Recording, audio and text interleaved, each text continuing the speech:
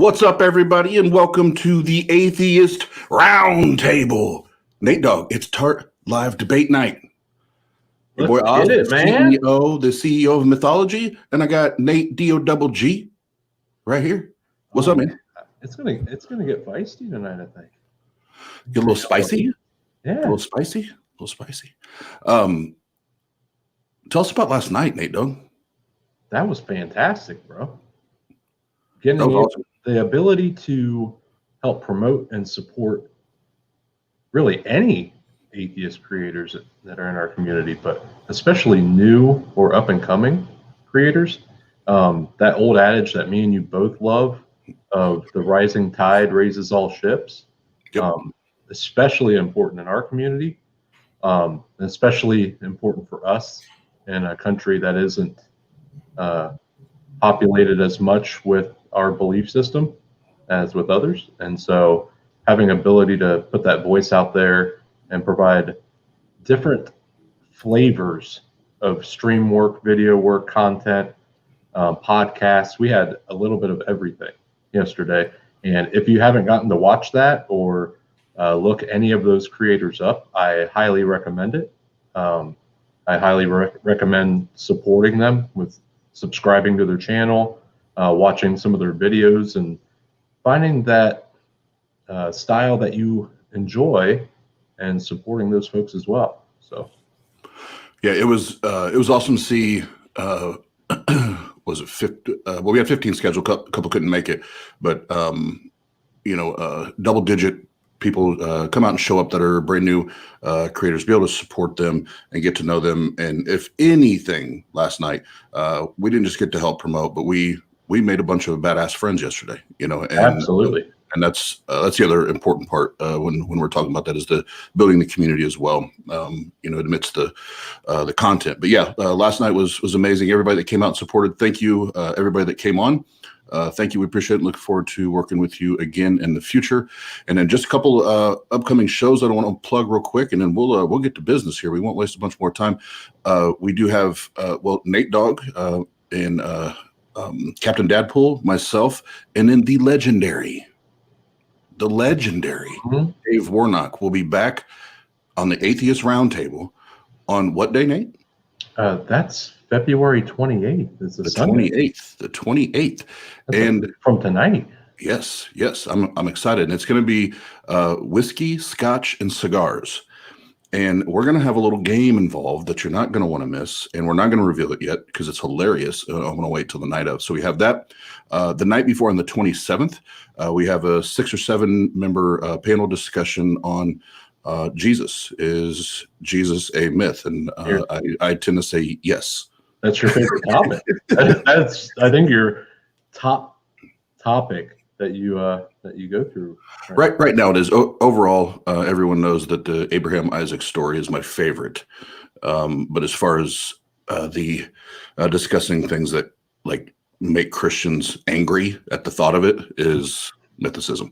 And then the last one, we were just talking about this backstage with our guest here tonight that will be debating on March 20th. So a month from today, a month from yesterday, we're going to have the first of many, but the first Ultimate Debate Championship tournament. And I've started deeming it UDC 1. So we can just totally rip off UFC. Yeah, that's awesome. Oh, okay. We'll put a period in there. Put a dash, semicolon. But we're going to have that, and it looks like I'm going to have to add. We're again backstage. We're discussing, having fun, talking about it. Probably going to have to add a couple more brackets to it because people are loving the idea, and I'm pumped. I think it's going to be fucking awesome. So we're gonna do that, and we can now announce it for whoever makes it to the championship. A few things.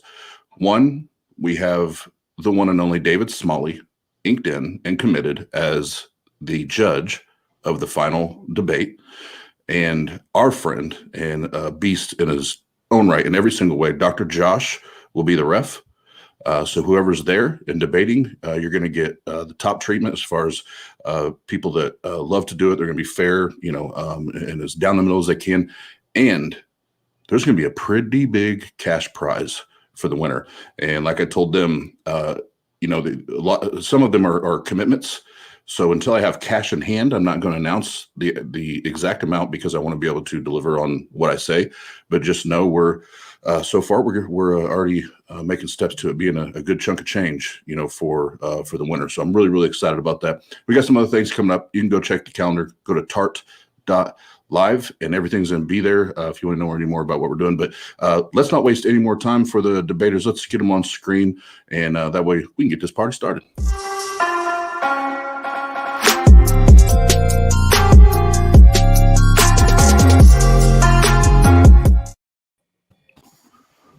What's up? Siddharth and Michael, what's going on?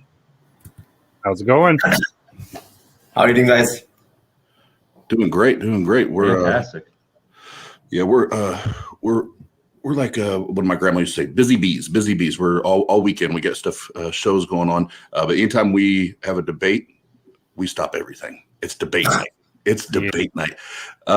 So we want to get into the conversation, but if we can real quick, I want to make sure that you guys get a proper introduction. Everybody can know who you guys are. So just give them your name, where they can find you, and what your religious position is, and then we'll get into it. So Siddharth, if you want to start off first. Sure. So my name is Siddharth Chabra, and I'm a computer scientist, a data scientist, and I recently wrote a book on intermixing of science and spirituality. It's called The Big Bang and the Sages, and you can find all the information on my website called popularvedicscience.com. I do have a YouTube channel. I post videos sometimes there. Again, it's called Popular Vedic Science. Thank you. Okay, very, very good. And I do have some of the links that I could find there in the description. And gentlemen, if there's anything else you want added to that, let me know, and I'll gladly add those things on there for you. And then Michael, let them know who you are, where they can find you, and what your position is. My name is Michael Douglas. I am a construction superintendent. I don't create any content, but I certainly hope to in the future, depending on how things go with work and whatnot. I am an atheist, borderline anti-theist. Ooh, yeah, we are getting spicy. Already. So as far as topic and format, I'll let you guys, those listening, know, and then I'll get Nate and myself's ugly faces off here and let these guys get to it. And Nate, we'll get to this after the opening statements, but just so you know, somebody in the comment section asked if your hair is real. Don't answer right now. We'll do it later. But so topic of the night is theism rational? So we'll discuss that, and obviously Siddharth he takes the affirmative, so he'll open up here in a minute. But the format is 10-minute openings, then we'll have 10-minute cross examinations, 40-minute open discussion, and then 5-minute closes. Then we'll go to Q&A. And I let them know that on the opening statements, if they do concede any of that time, I'll try to keep track of that. That way we can add it to the open discussion, and that way they can battle it out a little more. So like I told you guys backstage, I'm gonna take Nate and I off, and then once you guys pop back on, as soon as you start, I will hit the stopwatch and let the games begin. Cool. Thank you, Oz. Not a problem. I'm going to share my screen to start with my opening. Okay. All right. There'll be a transitional video. Go ahead and hit it. And then I can still hear you. Just tell me when you're ready and I'll pop it up for you. Okay.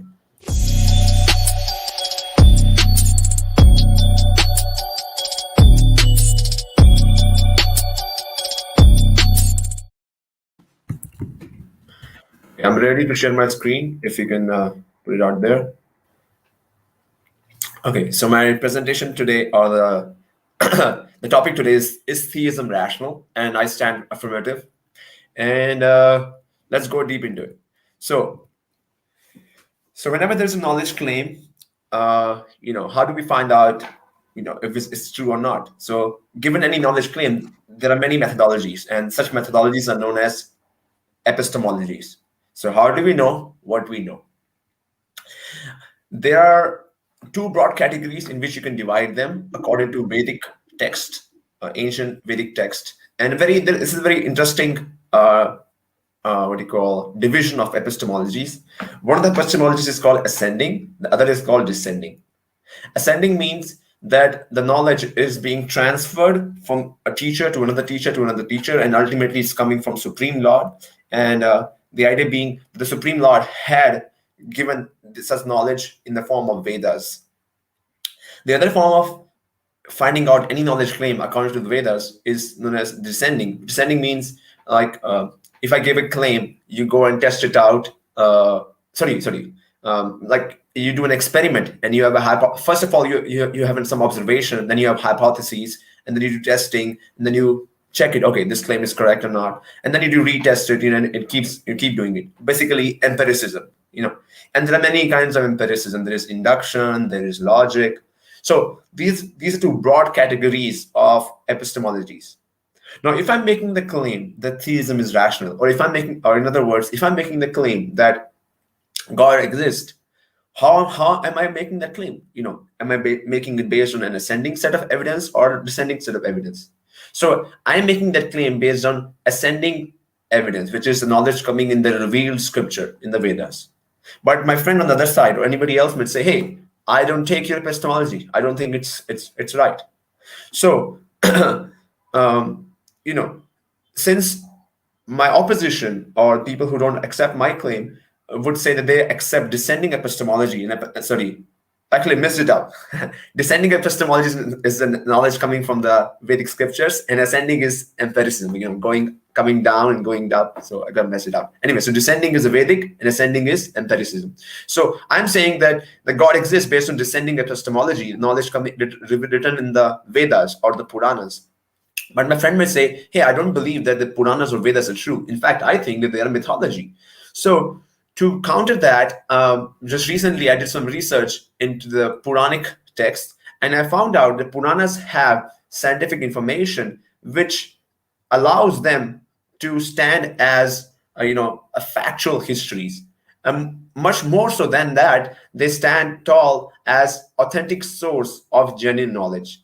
So if I can show in my presentation that the Puranas are genuine source of knowledge, or the Vedas are genuine source of knowledge, and then since the Puranas or the Vedas make the claim that God exists, then my case is finished. So let's go into it. Now, as I said earlier, that when given a knowledge claim, there are two ways of verifying it. There can be a subjective verification and there can be an objective verification. Like I may tell you, hey, if you were to drink this tea, you will feel happy. Now that's like a subjective verification, that if I drink this tea, I will feel, relaxed. Or, if I drink some water, I'll feel, calm. There may be some, neurological aspect to it, but generally it's a subjective claim like that. Then there are objective claims, there's objective verification that if you drink this water, your pH level of your body will go down by this much. That's an objective verification, of that claim. So the Puranas, they posit that if you make a connection with God, or if you have some part of our day dedicated to praying to God, then we will find freedom from envy, anger. Now, these are things for which there's no pills all around. And again, it's a subjective thing, but I have seen it happen. I'm personally practicing for some time, the path of spirituality, at least for the last 10 years. And I have personally felt that my envy and my anger and my lust have gone down, much more peaceful, much more calm. Now, you may not accept it. You may say, hey, maybe I'm just faking it. And I have not found any medicine out there which can help me with that or help the society with that. As you can see currently, the society is suffering a lot. There is widespread, problems with ecology, pollution, you name it. And it all stems from what? Greed. People are trying to get much more, or trying to get more than what they need, trying to take other person's quota. So the Puranas state, or the Vedas state, that if we have God as a center in our life, then we would be freed from greed, envy, and anger.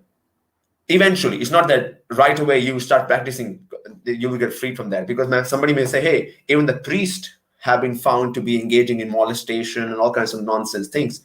So, hey, your case doesn't stand. What I'm saying is that if you start taking this medicine of reading the Puranas or the Vedas and following the path which is given in the Vedas and Puranas and bring God into your life, then you will see most of the people who follow that path, they will feel freedom from envy and anger. And they will feel another sense of happiness, a sense of spiritual happiness in their life. And again, these are subjective claims. My opposition may not accept. So today I will present an objective verification of the Puranic or of the Vedic claims. Now, I'm going to present to you scientific data which was empirically inaccessible to the ancient who wrote these Vedas or the Puranas. So Vedas or Puranas were written were written at least few thousand years ago. Now, since my claim is an extraordinary claim that these ancient texts have empirically inaccessible data, I have to come up with some extraordinary piece of evidence or extraordinary set of evidence. So I will list 3 set of scientific information which I found in my study of the Puranas, and I published a paper about it, and I will discuss those right now. So first one, date of the universe. So when did Big Bang happen? If I ask you to make a guess, what would you guess? Somebody may say 1, somebody may say 10. In fact, you're not very off from what people used to guess. Some people used to say 5, some people used to say eternal. In fact, before 1915, the opinion amongst the scientists was that the universe is eternal because they didn't want to have God as the creator. So they say, hey, let's have universe as eternal and we don't have to worry about a date. But lo and behold, Hubble did some discovery and they found out that there must have been a Big Bang when our universe began. The most latest understanding on this topic says that the universe is 13.801 billion years old. Now, what do the Puranas or the Vedas state? They state that the universe is 13.819 billion years old. The difference? 0.1%. Next, age of the sun. According to the scientist, our sun is 4.567 billion years old. Now, this is a completely different dating or scientific problem. The previous one was based on cosmic microwave background radiation. This one is based on dating of calcium and aluminum chondrules. So basically, the scientists or, those who study astrophysics, they look for the oldest rocks in our solar system and they date them using radioactive or radiometric techniques. And they found out the sun is 4.567. Again, this is a very phenomenal point because up till year 1938, scientists didn't even know how the sun creates its energy. Only in 1938, when Hens Bay, they got Nobel Prize, they figured out it's because of fission.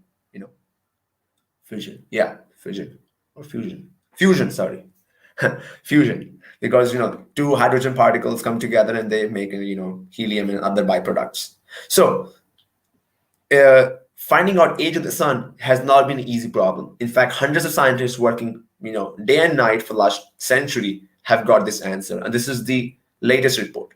Now, what do the Puranas or the Vedas they state about age of the sun? The Puranas state that the sun is 4.563 billion years old. By the way, when I say Puranas or the Vedas, Puranas are a subset of the Vedas which have been preserved much more than any of the other Vedic texts. So my research has been focused only on the Puranas. And since they're part of the Vedas, so you can say Vedas also. So again, the difference between the scientific date and the Puranic date is 0.1%. To be exact, 0.08%. Next, Earth's greatest mass extinction, also known as end-Permian mass extinction. So according to the scientists, 90% of the species in the world's ocean and 70% species on the land was wiped out completely in 251.9 million years ago at the time of end-Permian mass extinction. So according to the Puranas, it talks about different calamities and it talks about the mass extinctions. And the last biggest mass extinction, according to the Puranas, was 251.2 million years ago. The difference is 0.3%. So what are the explanations for the ancients to have access to such knowledge? Because, I can always pull up the card, hey, deity is the supreme lord and the Puranas are genuine. But somebody say, hey, maybe they guessed it. Okay, suppose they guessed it. What is the probability that they could have guessed this one date accurately? Now, since the Puranas have numbers as large as 10 to the power 62, they could have chosen any of those numbers. So what's the probability they got one right? 1 out of 10 to the power 62. All right, Siddharth, your 10 minutes is up. I let you go over about a minute there. So Okay, thank you. What's the probability of getting 3 dates right? 1 hour, 1086. So the probability they could have guessed such dates practically insignificant or infinitesimal, very small. Now somebody may say, maybe I'm fudging, maybe I'm cherry picking. What about a consensus? So I published a paper in European Journal of Science and Theology in February 2021, and I showed these calculations there. And the other researchers, my peers, they accepted my research. So once again, the Puranas are a descending set of knowledge, and they claim that they have knowledge free from mistakes, and they have both objective and subjective predictions. I have shown that the objective verifications are empirically inaccessible to the ancients, and they're an extraordinary set of evidence. Thus, Puranas are genuine source of knowledge, and they claim that there is a deity. In fact, there's a supreme deity. You may call him Krishna, you may call him Christ, you may call him Allah. Thank you. cool. All right, thank you very much. And then Michael will be yours next. And if you do need it, you'll have about an extra 2 minutes. And if not anywhere, Michael, you need a little extra time, we'll allot that to you. So I will. No, my opening will be quick. Okay. Cool. And but if there is somewhere where you need a little extra time, we'll make sure that happens. So I will take myself off. Okay. So the topic of the debate today is theism rational? And a theism is a belief in God or gods. And so a generous estimate of how long human beings have been believing in a god or gods is about 7,000 years, right? So we've been around for 200,000 years now. So that's about 3.5%. So what we have to try to understand and what we have to take a look at a different perspective is the utility of theism and where it started, how it started, and why it started. So it's easy to understand the belief in a god or gods. The utility of it was because our ancestors were making an attempt to understand their surroundings. So without knowing certain issues that were taking place in their society, it's easy to see how you can attribute certain things to a god or gods. So I'm interested. I didn't hear anything in your opening that much about your belief in a god. So I'm interested to see where this goes, and I will cede the rest of my time.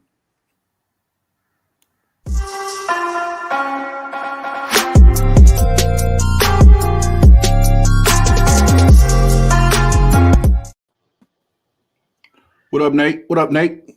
What's up? Oh, well, there's this debate going on, and now I want to know, the opening statement is always about kind of giving a position and solidifying the groundwork there. And usually here's where it starts getting good. We get into the cross-examination, and then especially get to the open dialogue. It should be good. So the one thing I did, like I said, usually after the opening statements, there's not a lot to talk about. So what I will ask you, while the guys get a drink of water and stretch here before we go into round two, is your hair real? Yes, it is absolutely real. I do get asked that question on a regular basis. I don't dye it. I have it cut and I style it, and that's it. So what you get is absolutely it. There's no fillers, there's no seed on the field up there. It's all real. So why is it when you the entire time you were saying that, all I heard playing in the background was, "Why you always lying? Why you always lying?" Don't even try it. Stop loving money. Yeah, but no, it's real. I've actually I started getting gray hair 16, 17 years old. So Good had for it you. for a while. Good for you. Yep. So Nate is the silver fox of the group. So congratulations on that. And we will go to the round of cross examination, and each of them will have 10 minutes, and they'll get at it. So Nate, let's get it on.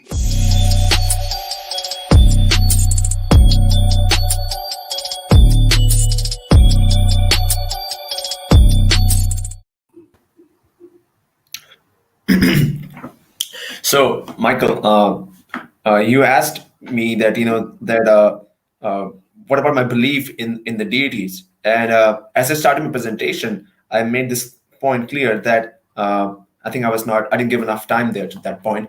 That here we're talking about the topic is theism rational, and since it's a claim, and there are many ways to check it. There are different epistemologies to test a claim.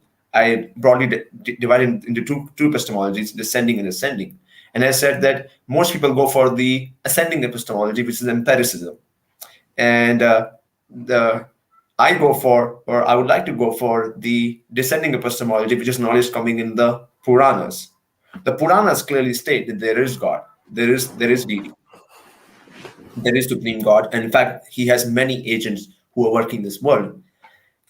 And the empiricism, or you can say, the current modern science, they claim that they haven't found any evidence for God, so they can't comment on it. They cannot say yes or no. And what I did in my presentation was I tried to show that the Puranas or the Vedas, they are an authentic source of knowledge. So I showed that the Puranas have extraordinary pieces of evidence, extraordinary set of scientific data, which the scientists have just acquired in the recent decade or last few years.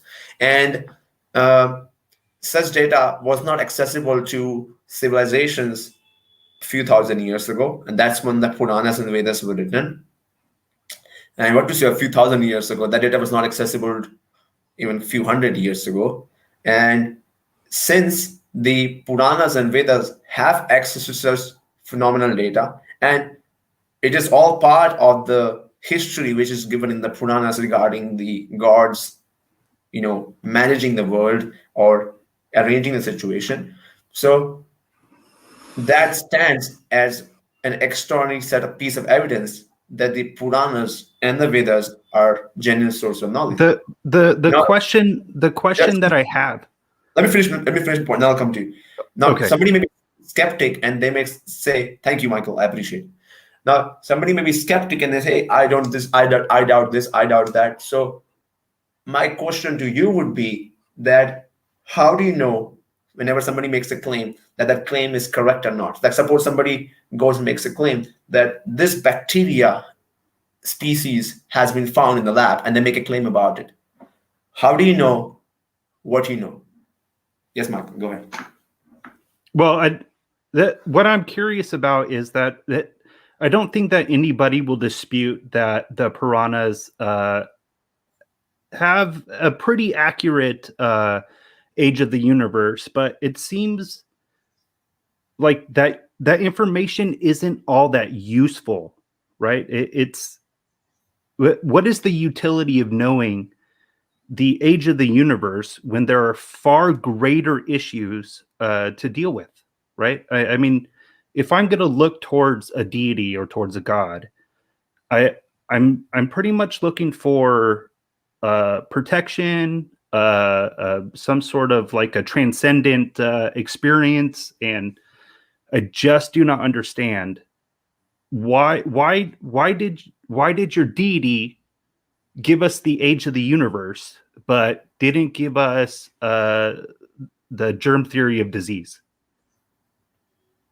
That's great. And I'm glad you picked up that example of germ theory of disease, because I'm going to cite that example in a moment later to discuss that. Now, that's an interesting question. as that's a really good question, then why I pick up these set of data points and why does my deity give this set of information when there is much more pressing problems in our world? And that's rightly my point. The Puranas, they are mostly about changing one's consciousness or transforming one's consciousness, because that's where it feels is where people are lacking. It also has instructions on lifestyle, that how we should live a simple lifestyle, how we should live locally, how we should live off the land, how we should not collect more than what's needed, eat more than what's needed, sleep at proper time. It has those sort of basic things. But most of the Puranas is all about transcendental consciousness. It's all about raising one's consciousness to higher levels. And the Puranas state, or the deity states, that that's how we can solve the major problems in our current material world, because it's a greed. It is trying to, access or trying to collect more than what's needed. So the Puranas are mostly about it. Now, somebody might wonder, okay, if that's the case, why did the deity give this information? The deity didn't give this information specifically for us to have debates, a few hundred years later. They gave it this information because it is part of all historical narration. The Puranas are basically histories. They explain that that's when this god ruled. That's when this person did this. So they're basically giving history so that we can learn from those histories and not repeat the same mistakes. So like history is a good teacher. So they're giving us historical record of people who have made the mistakes, who have suffered because of the mistakes, so that we can read them, we can learn the mistakes. Learn from the mistakes. So it's all part of a narration. It's not as like a table given the age of the universe, age of the sun, like that. It's not like part of that. It's a part of the whole history which is given there. Well, so it kind of sounds like you said that people had experiences and they learned from their experiences, right? There doesn't seem to be anything transcendental about that, right? There doesn't seem to be anything that requires a deity to do these things, right? It's just people experience things, and they applied the lessons that they've learned to their life, and then imparted this information to the generations that follow, right? So I mean, obviously there's going to be a question about how does one decide, or how does one come to the realization that not only is there one God but many gods, right? And then trying to track down the utility of all of that, because there seems to be an awful lot of suffering in this world right? So I mean, that has to be a huge discussion, is why is there so much suffering with so many deities available to us? Now that's another important thread that we can start talking about, that why is there suffering in this material world if there is theism and if the deity exists? And that's a very interesting question. But you asked another question before that if there are histories and people are learning from the histories, why do we need a deity? So the histories are not just are descriptions about humans. They're histories of humans interacting with the gods. So just to give you an understanding of what kind of theism we're talking about here, there is one supreme God, and he has many different names. And he has many gods under him who manage the world and the universe. And there are basically two worlds. There is the world in which we live, called the material world, and there is the spiritual world where God, lives, and he has his kingdom and everything there. So God has this material world is for people who don't have love for God. That's why it's a place of suffering. So by definition, it's a place for learning. It's a place for prison. So once we have learned to love God, we go back to the spiritual world. That is a proposition given in the Puranas. And the histories which are given there in the Puranas, they're all discussions between the gods and the local humans on the earth. Okay. So how much responsibility can we attribute to Krishna, right? We're here without our own volition, right? We are thrust upon this earth without our choice. So how much responsibility does Krishna have to guide us right? Well, it is not out of our. It has not been thrust upon us. We chose to go away from God. So there's a God's world, and we said we don't want to be there. So there's a world which is away from God, and by our, like, suppose if my hand were to say that I don't want to be part of the body, it can stay outside. You can cut the hand out. Hand won't get any food or anything if the hand doesn't want to cooperate with the body. And in fact, both me and the hand, hand doesn't have personality, but suppose hand has a personality, it will suffer because the hand gets its nutrition from the body. So since we are away from God, we chose that, so we suffer because of that. So how did we choose that? How did we choose that? Yeah. Like when God gave us freedom, because for love you need to have freedom. There can't be like a bounded love that you have to love me. So since we are individual souls, God gave us freedom to love him or not love him. So most of the people chose to stay with God. Some of us have chosen to come here. Okay. So I think that is my time now. So I think what you're talking about is karma, right? Can you give us a description of what karma is?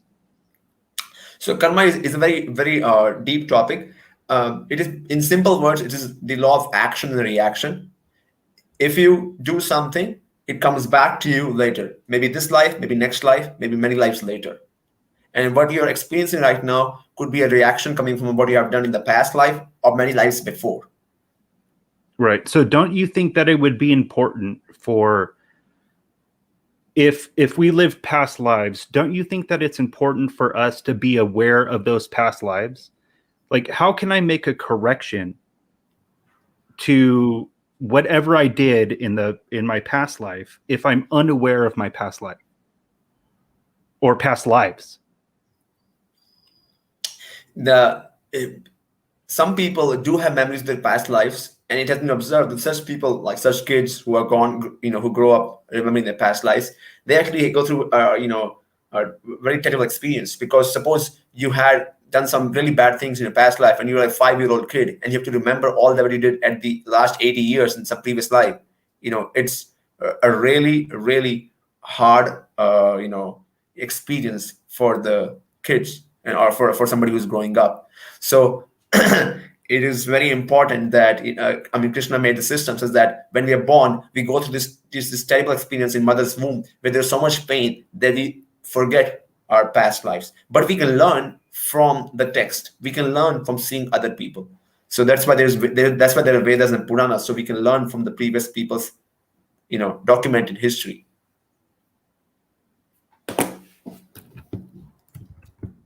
Okay, so karma essentially is what we carry from our past that's recognized in the womb somehow, and then we carry it. And so how do we know when we've gotten rid of our karma? So it's like you're entering a web, and practically at every moment, at every second, we are getting more and more karma, and we're getting relieved of self karma. So like maybe when you're sitting here, you're feeling maybe some pain in your back because you're a 35-year-old guy, or and I'm also a 30-year-old guy, so I have some pain. So that pain which I'm suffering, I'm getting rid of some kind of karma there. And every moment when I'm using, say, driving a car, or I'm using this electricity. This electricity is a product of burning some trees, which may have caused some problem to somebody else. So the material nature, which is a personality, she keeps track of all the karmas of everybody's record. And so that karma, for which we get right away, because it gets into our account that we have caused suffering to somebody because we burned their trees, so that we can get some electricity here, or burn some oil and produce some pollution there, and so we get the repercussion for that stored in our bank account. Okay, and then so what is the ultimate? What's the end result of your belief system, right? What happens? Is there like a heaven of some sort? So as I said, there are two worlds. There's a spiritual world and there's a material world. Inside the material world, there is the earthly realm where we live, and there is also heavenly planets also.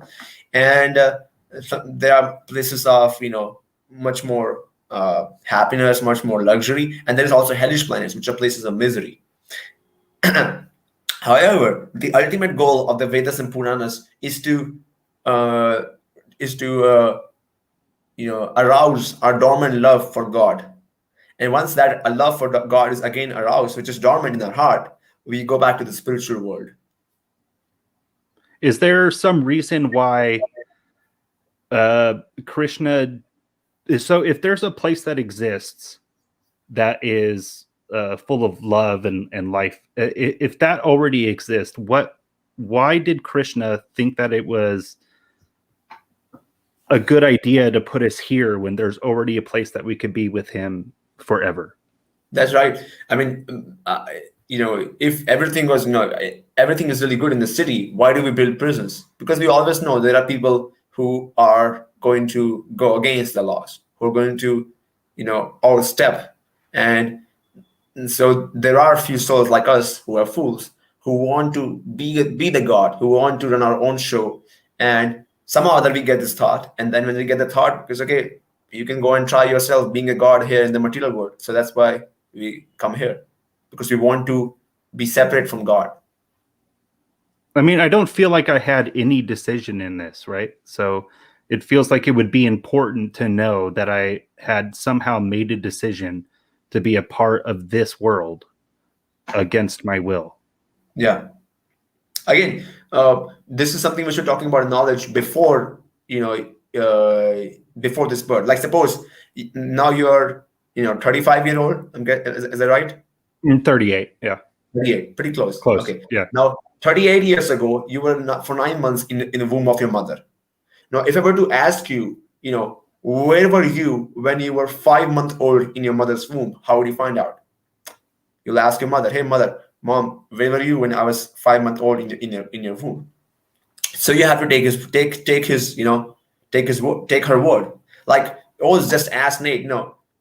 Hey, what about your white color? What about your hair? Are those real? No, of course he's seeing it, and he can check it. But that's not always an option that you can check those claims. Sometimes you just depend on word of mouth.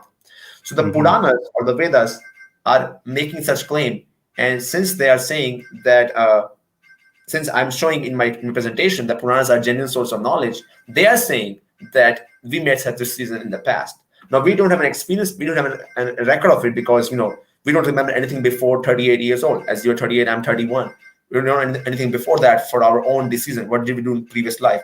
So we have to take it on the strength of their claim, on the strength of their word, which is given in the scripture. Hey guys, real quick, somebody has an alarm clock or something going on. Yeah, fine. Okay. Give me a second. Okay. All right. Thank you. Thank you. So while Siddharth is taking care of that, remember, March 20th, the first of many ultimate debate championship tournaments. If you want to be a part, email me, austin@tart.live. We'll get you in. And T-Jump already said he's going to massacre everybody, so just be prepared. All right, so I'll take my ugly mug off here, and you guys get back to it, and I'll keep the timer going. Are we in open discussion now, Oz? Nope, you got about 2 minutes and 45 seconds on your cross exam left. Okay. Do you have any questions for me, Siddharth? Yeah, I asked you earlier that how do you know something which you know? How do I know something which I know? Yeah. Basically, what's your epistemology? Well, the cogito, like I think, therefore I am, right? That's where I have to start. I'm forced to start at that point, right? So I think, would it be okay to take off the table, that we both share reality. Reality is real and we're experiencing it, right? So we're not brains and bats. Can we take that part off the table? I don't understand. What part of the table? So I want to remove solipsism. altogether out of the conversation. I just want to make sure that we share reality, and reality is real. Because occasionally it can go down this path and it drives everyone nuts. So I think therefore I can't be wrong about that. That's the beginning of my epistemology. Yeah. No, let me make it more specific. Suppose somebody were to make a claim that, hey, I have found this new species of bacteria in my lab. Would you accept that? No. Future testable predictions. Yeah, somebody did an experiment, and he published a paper there, and he got it peer reviewed, and said he has found a new set of bacteria. It exists, a new species of bacteria. Would you accept such a claim, which is published in a peer reviewed journal? Well, if the work was consistent with the scientific method, the appropriate scientific method, sure, yeah.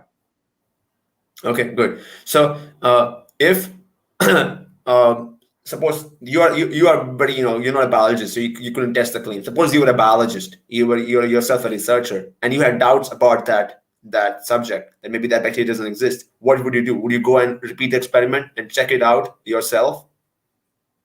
Well, and I mean, I could, were I to have the education for it, but unfortunately I have to rely on the people with the appropriate PhDs to take care of that for me, for everyone, really. But I could. Yeah. Right. So were I to be disciplined enough and have enough time, I could actually get the appropriate degree and then apply the scientific method. Right.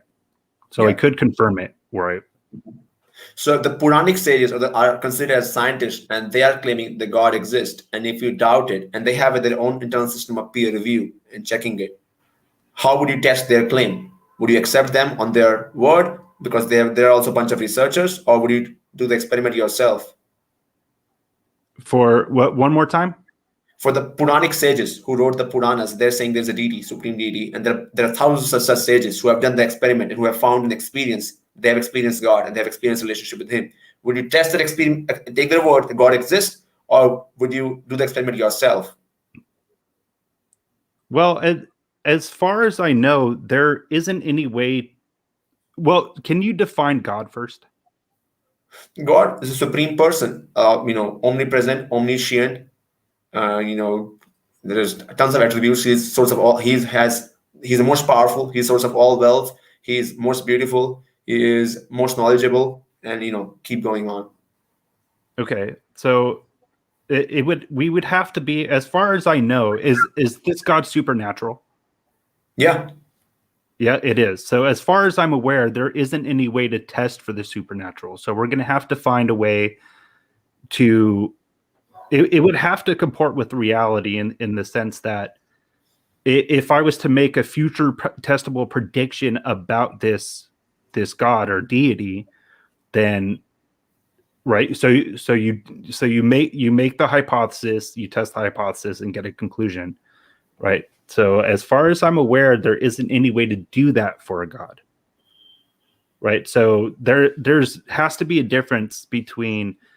There has to be a known difference between an assertion and evidence, right? So we can't just assert that there's a God, right? Because that's a big claim. It has to have the appropriate evidence.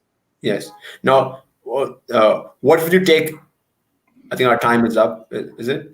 Yep. Yeah. So for the cross examination is up. So we'll take a quick break here, and then we'll get into the open discussion, which this is when we can get it on. So thank you guys so much for the respectful debate so far, and we'll get Nate on here. You guys get a drink of water and get ready for 40 minutes of pure mayhem. No, I'm kidding. It'll be good.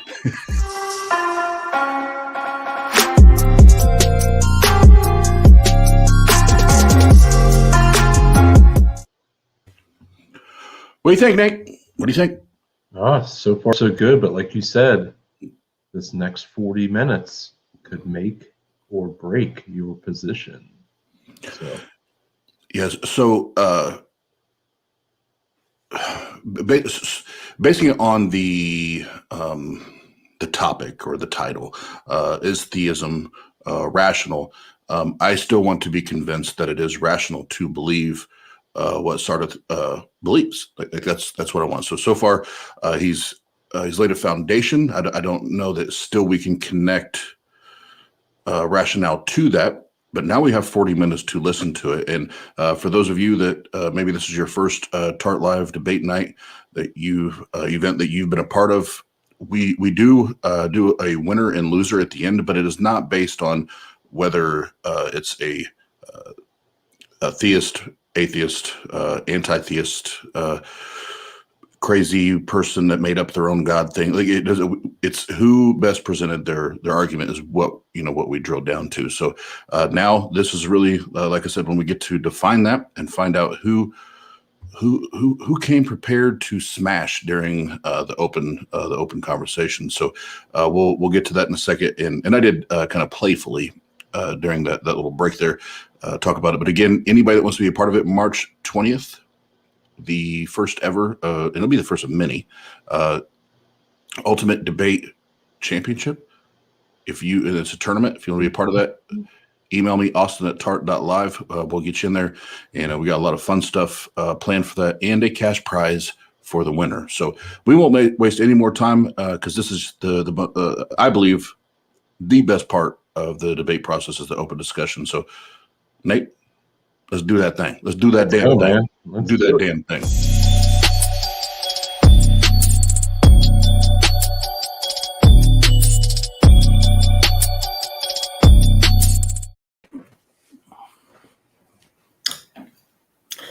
So, Michael, let's pick it up from where we were talking last time. You said that there has to be some kind of supernatural claim or supernatural method for supernatural inquiry for you to have faith in God, or for you to accept that evidence for God. And that's what I claimed in my presentation, that this scientific information which I've shared, these are extraordinary scientific data that cannot be accounted through any natural paradigm. The only paradigm they can account them is to the paradigm which is stated in the Puranas. This knowledge must have come from the deities, from the gods, that they must have revealed this information. Otherwise, there is no empirical explanation for such data. Well, so don't you think that it would have been better were God to have shown his work, right? Our curiosity just doesn't stop at having the information, right? I'm more curious about how that information was arrived at, right? So we can get to that. That's an interesting question too. But yeah, show your work. That show me some supernatural set of information, a piece of information or evidence which cannot be accounted for empirically and cannot be accounted for naturally. And then once we have that, then that's an objective evidence for a supernatural, deity. Yeah, but it just seems like the information isn't at all valuable, right? Thank you for the age of the universe. We certainly appreciate it. But the information is not valuable at all. That's why there has been, more than 2 million papers on Google Scholar on the topic of universe. That's why there have been about 100,000 papers on the topic of age of the universe. The information is not valuable at all. I understand that. But my point is that, people keep publishing about it. There's hundreds, thousands of scientists who are working on it. And the Puranas have an exact information on age of the sun, age of the universe, and date for the Earth's greatest mass extinction. Now, you had asked me that, can I provide, is there any supernatural evidence there for presence of a deity? Here we have it. Now, another way to say wait a second. How is that at all evidence for the supernatural deity? How is that? I mean, I could just assert by saying, hey, that's a great guess. Right? That's right. Or hey, this is an amazing coincidence. The probability of guessing is same as you being able to guess credit card numbers of everybody in my family, where my family is of 12 people. Is that possible? Yes. But is it plausible? No. But okay, but I mean, it still does not. To me, it doesn't feel like that it's at all supernatural. We don't know how our ancestors came up with this, right? Unless the work was shown, anything that you say about it is just an assertion. And am I wrong? No, because the Purana state also how they got the information. They're saying they got the information from deity. They're not saying it came from an empirical method, but you won't accept it because you're being hyper skeptical. And there is no end to hyper skepticism. Like suppose if I were to shave my face today and tomorrow I throw my razor up in the air, and when the razor comes down, I'm completely shaved up. And you're saying, hey, that could have been a guess. Yeah. I mean, if you bring I feel appropriately skeptical. Right. I don't feel like I'm hyper skeptical. I feel like I'm appropriately skeptical. Right. So it's not like, I mean, you just say, hey, this information was imparted to us by a God. And the obvious question is first, can you prove your God? Which it just seems awfully cliche and boring. So the more important issues that I want to talk about is the issues of morality and divine hiddenness and the problem of suffering.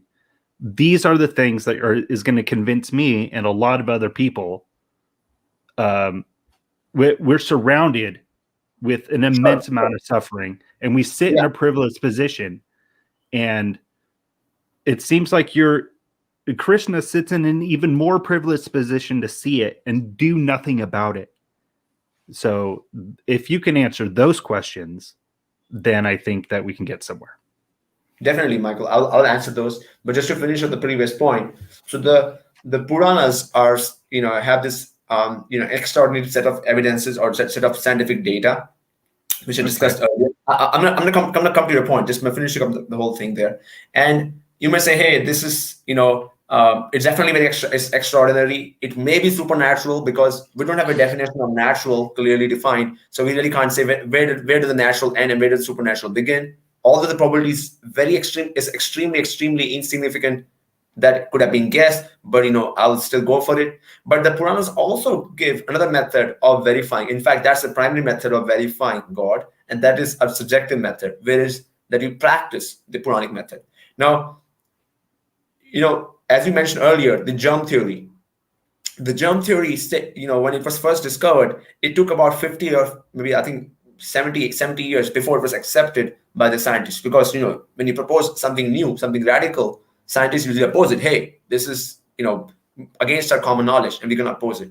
So similarly, we have two options. The Puranas is stating how to solve the problem of suffering. They're saying if we were to bring God back into our picture, into our daily lives, where we have prayers, where we have daily meditations or, lifestyle centered around God, a simple lifestyle, then we will be able to, relieve the suffering of most of the people on the earth.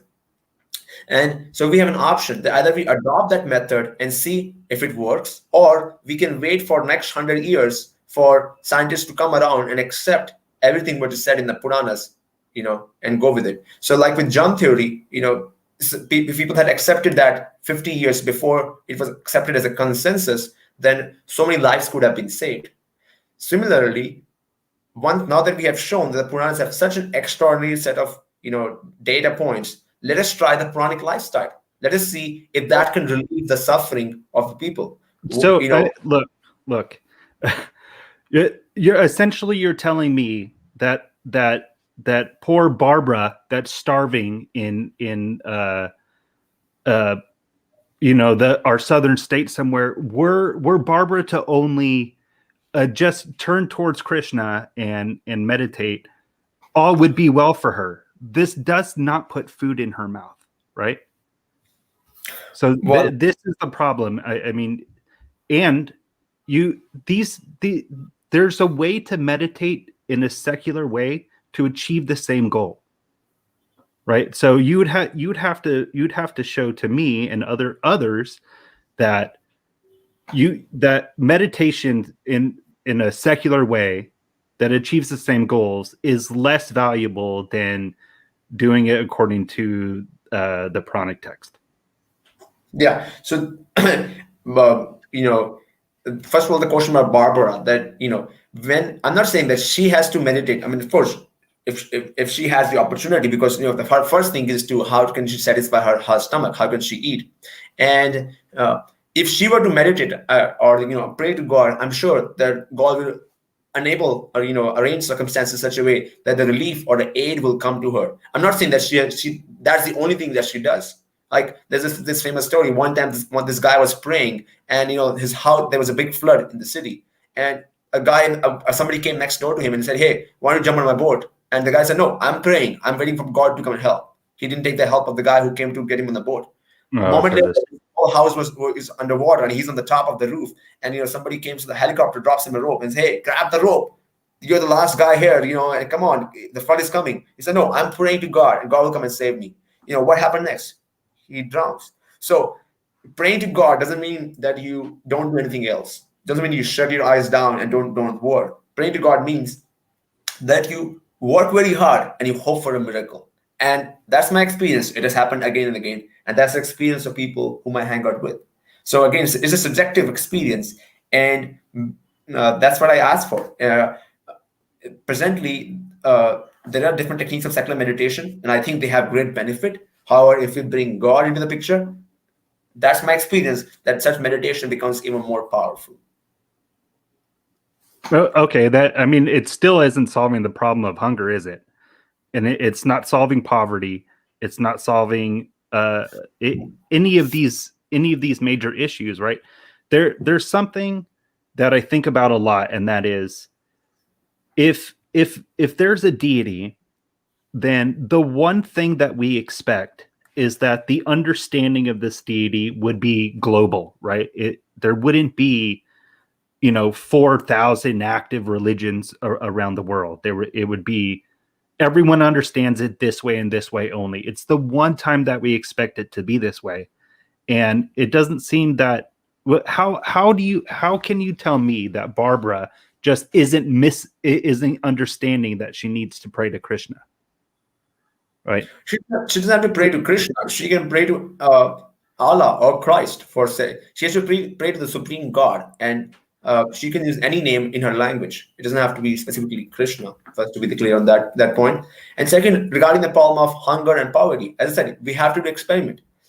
Get me a village which is suffering from poverty and hunger, and I can show you that will work. In fact, if you were to come to India, you will find out that people live, on much more lower, or you can say, income than anywhere else in the world in terms of it's not anywhere in the world, but say in US. And still people live much more satisfying life because most of them have God as a center part of their life. So they're able to share more. So what I'm positing here is that if people were to adopt God as a center figure in their life, then they'll be more willing to donate. They'll be more willing to help others, because praying to God or meditating on God opens up our desires of compassion, makes us more generous, makes us more helpful, and we are more willing to donate and support such programs wherever they may be in the world. Okay, then how do you explain atheists? How is atheism explained? Because all of us were believers in God at one point in time. Yeah. We prayed and we talked to our God, and we certainly did not feel like anything was coming back to us. So how you're saying, hey, if you just do this and involve God in your life, then things get better. Well, I'm an atheist because things didn't get better. Yeah. So are we just doing it wrong? No. Like in India, again, I have to give an example from here. There are a lot of quacks. They just open up their shop and don't go for the government authority, and they say, "Hey, come to me, I'll solve your problem." And they give the same pill. And so if you were to go to a quack and get a medicine, and then medicine doesn't work for you, would you stop going to the doctor? No, you look for the bigger picture. I'm not saying that your experiences were not genuine. That it's not. I'm not saying that you really didn't have that. You didn't feel that change in your heart or in your consciousness when you approached God. But what I'm offering to you is that there is this Vedas and Puranas which have this, extraordinary set of evidence, scientific data, and I would like to propose to try that method to see that association and see if that works for you. If not, it's an open experiment. It's a subjective experiment for you to experience God. That's the idea. Now, another point is that there are always people who are, against a paradigm, or who don't accept a set of evidence. Like you have flat earthers. Why are there flat earthers? I have no idea. I just They exist. I don't. It doesn't make sense to me at all. Like if you were to read up like for half an hour on internet or read up any book and do some experiments yourself, you figure it out. But they still exist. So that's why I think that's why I don't mean any disrespect to the atheists, but from my perspective, that's why they're also there. It doesn't make any sense to me because I feel that if they were to pray sincerely to God, be it any religion, they should have such transcendental experiences, but somehow they didn't have. So I'm not doubting their experience. I'm just saying it doesn't make sense to me how does it work? Yeah, it would be a lot better if there was a way to have empirical evidence of this God, right? Well, that's what I because the omni properties of the God doesn't map to the world, right? It doesn't. You can't say all good, all loving, all caring, all beautiful, and then have all of that not map to our experience, right? Well, sometimes a father, I'm not sure if you're a father reprimands his son. It doesn't mean that the father is not loving. The father is loving, but he's reprimanding for some wrong act or something he wants his son to learn. So sometimes when we go through suffering, it is because of that that chastisement which we need to correct our path. Now you may say, hey, maybe this little old Barbara who's 3-year-old or 5-year-old didn't do anything wrong. But again, if you go by the Puranic perspective, this is not the only life we have lived. There are many lives we have lived before. And there were the few things which the little Barbara may have done wrong in the previous life, which she's paying for right now, sadly, which I don't want personally to her to suffer. In fact, I have suffering to be relieved. And that is why I'm proposing that we take to God consciousness from this life and, to plug that bad karma for future. I mean, that is an extraordinary claim. So obviously I'm going to ask for extraordinary evidence of past lives, right? I mean, you can assert that, but I mean, there isn't any way to prove this, right? So I can reject that, right?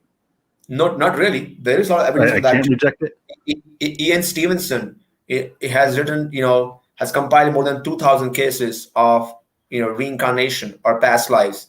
You want to hear a famous one? Sure. So there's a story of this guy named Gopal Gupta. He's a 10-year-old guy and a boy, and he's able to recount, precisely his past life. So much so that he could tell about somebody who killed him, about 10,000, like about a few thousand miles from his home as a 10-year-old boy. And this is in a time when there was no internet, about maybe like 60 years ago. And Ian Stevenson was there himself. He went there. So his name is Gopal Gupta.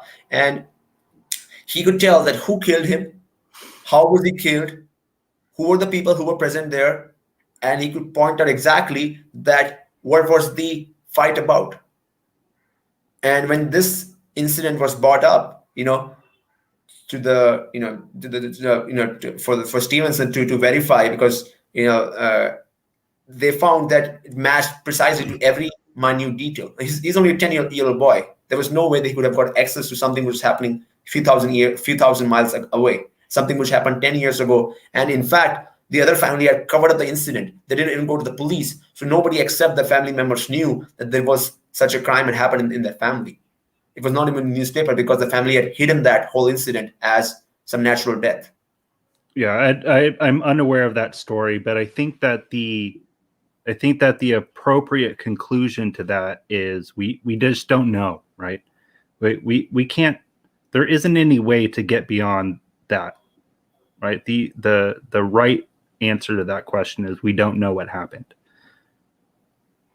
Yeah, so we don't know how did the ancient sages got such information. We don't know how Gopal Gupta got information. So that's the difficulty with the process of empiricism, where just by definition, you're going to reject anything which is supernatural by saying that since we currently don't know any method of accounting for such we don't data, know what supernatural is.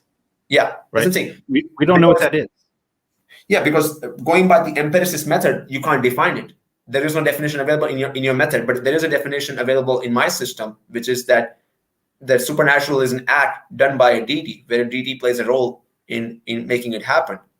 And here it is this is a supernatural explanation for the sages to have such precise scientific information in the Puranas, and it is a deity which is responsible for carrying a person's memory from their past life to the current life. And usually it is wiped off, but in some cases it is kept intact, and that's how you account for it. That's according to the Puranas. That's another set of knowledge system called the Puranic or the Vedic system. Yeah, I just I hate to ask, but how do we prove or how do we figure out whether or not the gods are real or our imagination, right? How do we figure out what is the process that we could take to figure out whether or not it's just in our head or it can be actualized in the world? Well, it depends on which epistemology you follow. If you follow my epistemology, you figure out on the basis of a text. If you find out based on your epistemology, it has to be based on testable predictions. Unique testable predictions. That's how you can figure that problem out. But aren't you starting with the assumption that the God is real first? Right? We need to find out. Yeah. So in the Puranic method, in the Puranic epistemology, there is subjective verification on every claim. So by following the process, you can experience God or you cannot experience God. That method is there. In the empirical method, we have to look for some kind of data, some kind of a future testable, some kind of a testable, unique testable prediction, which is associated only with that deity. So it depends which epistemology do you want to follow. So how do you do that? How do you do that test? So what is your future testable prediction? Sorry, say it one more time. What is your future testable prediction to find out? I'm following the Puranic epistemology. I accept Purana's word. The Puranas state that the God exists, and then it gives a method, the subjective method, where we have a daily practice of praying to God. I have a daily practice of reading such texts, and I can feel a change in my consciousness. Here and there I have experiences of God playing a role in arranging my life so that I can be more closer to Him. And if somebody were to follow, I also follow empirical methods because I'm a data scientist, and that's what I use in my school or in my research. Yeah. So if somebody were to go for the empirical method, for that I have published this paper where I show that it is empirically inaccessible to the ancients, that they had access to such precise scientific information which is recorded in the Puranas, and the probability that it could have been guessed is infinitesimally small, and that leaves us with an option for supernatural. And I'm sorry that currently empiricists don't have an accurate definition or precise definition for supernatural, because they want to cover everything with their method, that everything is natural. So however, I feel that as a data scientist, I have done a good enough job there to show that empirically it is inaccessible to the ancients, that they could have guessed this date or they had access to such information. So the only method which is left is that it must be a supernatural revelation that they got this information and it is recorded in the Puranas. So because you keep on saying this, so essentially what you're saying is that because the Puranas gave us the age of the universe, it kind of feels like because that answer was given, that's why you believe. No, because that's why I believe. That's why I would believe under the empirical epistemology. I personally, that's something a new research, and I've been practicing for about 10 years. My faith or my first experimentation or my confidence in the Puranas started with subjective verification. I tried the Puranic method of meditation, and from that's where I got my results, where I felt the presence of the supernatural, the deity in my life and in different parts of my family or other parts of my life. And that was the beginning of my experience of supernatural. However, only last year I was able to do some experiment, do this research, and now I have some evidence in the field of empiricism also, which supports belief in supernatural. I do have another question for you. And the question is why is there not a uniform understanding of Krishna, right? So we have all of the other religions in the world, which I if I understand correctly, Hare Krishna is inclusive, not exclusive, right? So Yes. essentially what you say is that anybody that's praying to a deity is really praying to Krishna, right? So it doesn't matter.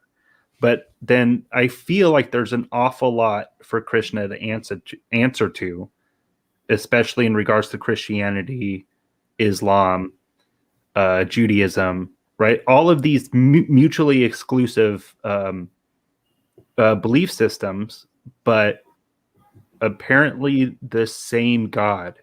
So why it seems deceptive is what I'm saying. It seems that why didn't Krishna just make it understood that he is the deity and not Jesus Christ, Yahweh, Allah, right? It seems deceptive to me. Why would you begin like that? Why? So, yeah. I think you have asked two questions. That one question. The first one was that if somebody were to pray to any supreme deity, you assume that that's praying to Krishna. In yes and no, because there is principle. The principle is that one should be praying to the supreme, but there are also some minute details that one should be sincere. Like suppose if I say I'm praying to God, and then I take a big scimitar and cut your head.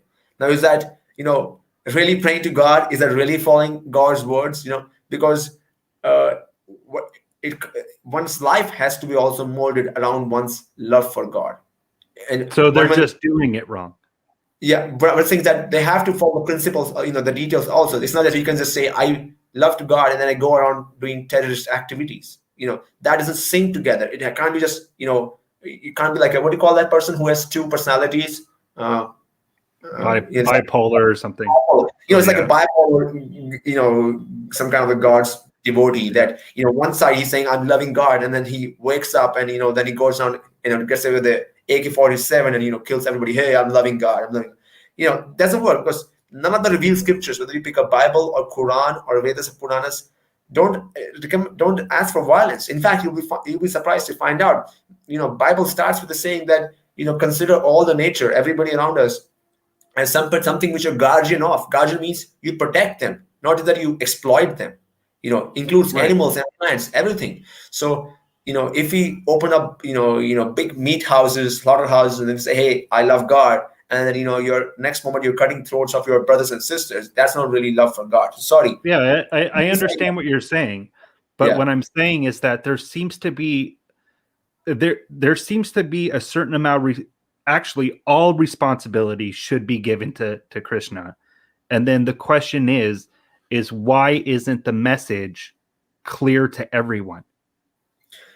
Because like if you go to school, say for math, there are different grades. There's a first grade, second, third, fourth, 12th. So depending on one's sincerity, once gets revealed more and more deeper understanding of God. And why is there so many grades of studying math? Why isn't everybody taught calculus from day one? Because people can't take it. Some people need much more simple presentation. So that's why God has created this variety. Krishna has created this variety because people are at different levels of their spiritual realization. Not everybody is at the same level. Some people are more. I understand that, but if you're doing first grade math, 2 + 2 is going to be 2 + 2 everywhere, right? If you get to calculus is going to be the same everywhere. It's going to be all over the globe, no matter what. Yeah. Right. So that's what I'm saying. The difference is that the message isn't unified, right? And it should be unified. That's right. I personally have read only a little bit of Quran, but I've read a lot of Bible in my spare time. Usually I don't have so much. And I found that I find the same principles given in the Puranas, which are found in the Bible. The principles, that like one should be tolerant, one should be compassionate, one should not expect any respect for oneself and give all respect to others. One should be humble. So like these principles, I find them across all the text. And then other principles of devotion, like one should be praying every day, one should be chanting God's name. These are same principles again found in the Puranas and the Bible. I don't know so much about Quran. I'm sure it's there also. So I personally find that these principles are the same. There may be slight differences in the detail, but I personally find that they are practically there in all the major religious texts like Quran or the Bible or the Puranas. I don't know about any of the smaller texts out there. Right, but you must know that there is a solid evolutionary foundation for essentially everything that you just said, right? We found ourselves in a world where we had to figure out how to get along, right? So all of those seem to have a solid evolutionary basis, no God necessary, essentially, right? Like I said before, we're a species of 200,000 years, right? Essentially, right? The belief in a God has been generously 7,000 years. So that's like 3% of, we have been non-God believers for far, far longer than we have been God believers. Right. So that should say an awful lot about where the religions come from. Right. It was the utility of it was good. It was useful. It was necessary even. Right. We have this framework in our lives, but the utility of it is no longer necessary. That's where the vast majority of us, I think, are at, right? It doesn't map to reality anymore, right? It doesn't answer the bigger questions.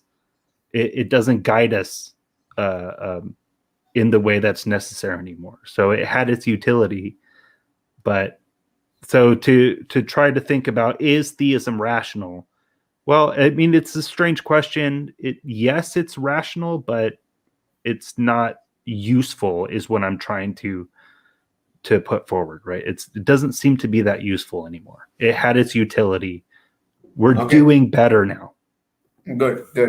So, that's a very interesting proposition, and I'm hoping we have time. We can get onto that topic now, because you accept theism is rational, but now we're discussing topic theism is useful, and I will try to propose that also and defend that position also. Theism is useful. So thank you for bringing that point out. Well, now, rational in the sense that it's useful, right? But a belief in a god or gods, I don't think is rational. Well, rational in the sense that it was useful. Well, no, you just conceded. You just said that you think that theism is rational. We can replay what you just said. Maybe you want to go back on your words. You just said theism is rational. Okay, it's fine. In the sense that it's useful. But then you said you don't accept that theism is useful. That was the second point which you said. Yes. Anyways, let's not get stuck in the semantics. I think we have already, let's not go back and forth at that point. And for theism is rational, I already made my presentation that both empirically and, from both the epistemologies, empirical epistemology and the ascending epistemology and the descending epistemology, from both sides, there is solid evidence that there is supernatural deity. And of course, there are some issues in the empirical method because there's not a clear definition of supernatural word itself. Now, you have brought an interesting point. You have said, that we have been God believers for the last 7,000 years. And you can account for, we can account for all these qualities which are given in the text, being tolerant, being humble. We can account for all these qualities through evolutionary mechanisms. Yes. Now, we have to understand that, we should be really humble in terms of what we really know about this world. Just to give you some facts out there, 96% of the world is dark matter or dark energy. And here we claim that we know so much about the world. We claim that, we know so much about the history of the evolution on Earth, but Earth is just not the only sphere of activity. In fact, you'll be surprised to know that since 1900s, most of the paradigms of the world or the universe in physics are higher dimensional. When I speak of higher dimensional, it also means that we may not be aware of what's happening in something right next to us if it's in higher dimension. Because higher dimension practically means that it is beyond our sensory capacities to experience or acknowledge or experiment. Right, So, but as I understand it, the dimensions that you talk about exist in this reality. It's not like a separate place, right? no, yeah, The dimensions exist here. Yeah. That's not Okay. that's not I would say. Right? That's how the physicists they propose their universal models. That they exist right here, but we cannot experience in or acknowledge or we cannot experiment with the higher dimensions because of the issues with our instrumentation. We ourselves are beings which can experience things in 3 dimensions, at least as bodies. Of course, our soul, once it's elevated, can experience higher dimensions also. That's my understanding. But again, that's another different topic.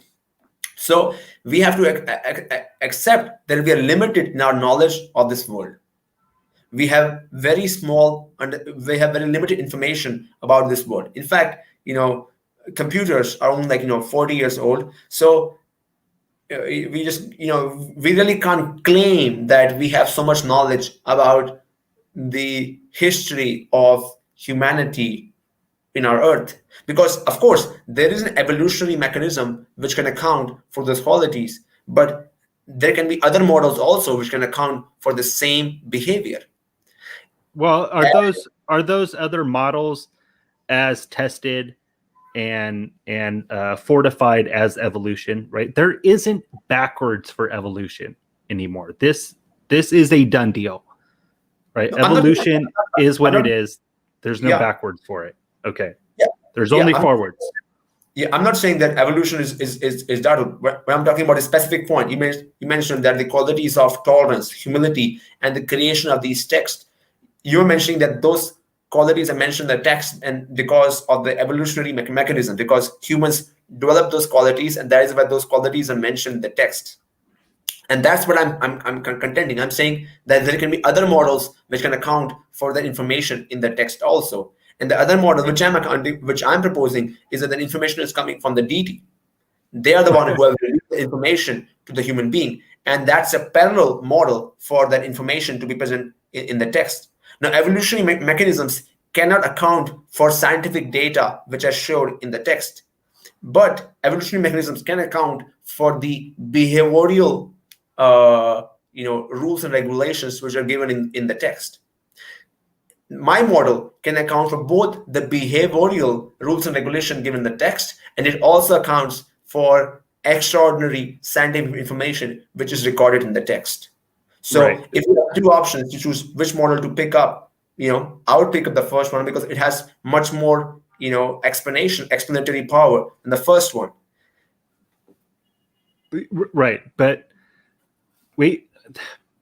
there's a difference between an assertion and evidence, right? You're just asserting that a deity did this, right? And I've been trying to avoid this whole conversation to say, prove it, right? Because that's boring.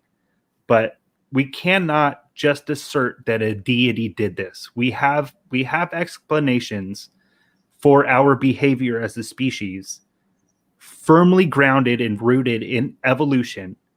And if we're trying to figure out at what point in time are we going to assert a God into the explanation, right?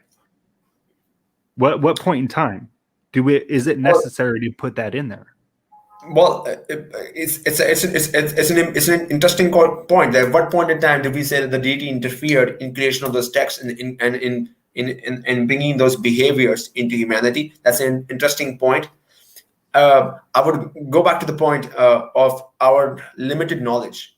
Indus Valley civilization is supposed to be, something from 7,000 BC to like 10,000 BC years old, and scientists still doesn't know how to decipher its language. They've been on top of it for the last 200 years, an unsolved problem which could give answers to such questions like this, because It is said that the Puranas and Vedas are originally written in Indus Valley civilization script, the Indus script. That problem is unsolved. And as I mentioned earlier, the world around us is, as posited by physicists, is higher dimensional. So according to my model, there are human beings in the higher dimensions which are living parallelly, as right in the same space as we live here, and they have access to this information for millions of years. And that's where us humans have got this information, because such beings have interacted with humans on the earth few thousand years ago. That's my proposition based on the Puranas and Vedas. Now, to your point, prove that the deity gave that information to the sages, and that's how it was written in the text. I asked you, what would you take as an evidence that the deity gave this information to the sages? What kind of evidence are you looking for?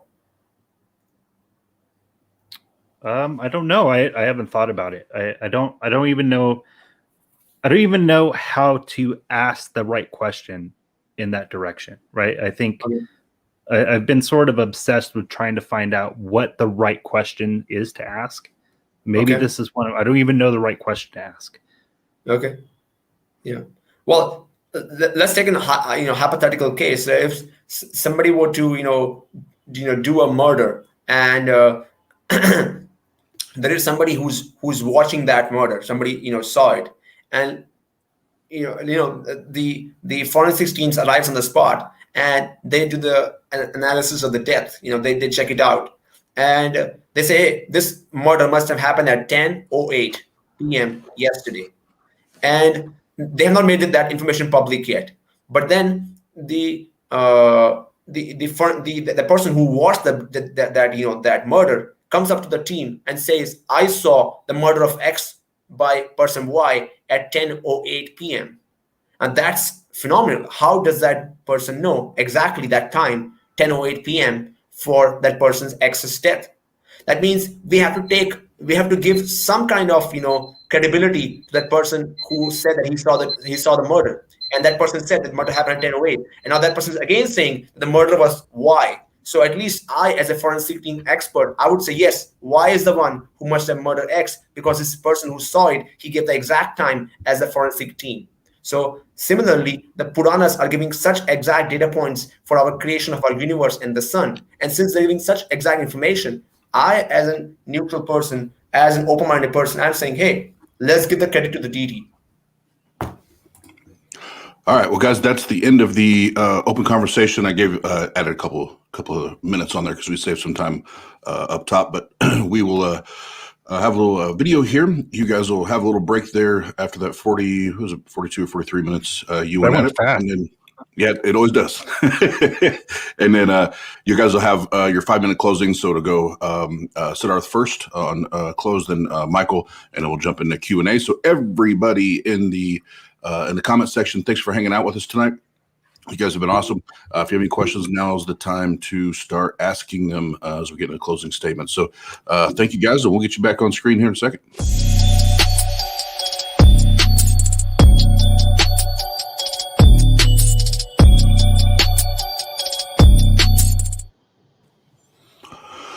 All right, Nate, I'll bounce off you first. What do you think, man? So kind of went all over the place a little bit. The topic is theism rational. I think at a couple of points we got much closer to that. I feel like Siddharth had a lot of foundational points that he put out there, being the kind of even keel moderators that we're working to be. I feel like Michael could have attacked a couple of things a little better. I feel like he might have missed some areas where he could have put Siddharth in a corner, but overall, I think they both had their moments. Maybe a couple slip ups on things they may or may not have meant to say, which were called out in the chat.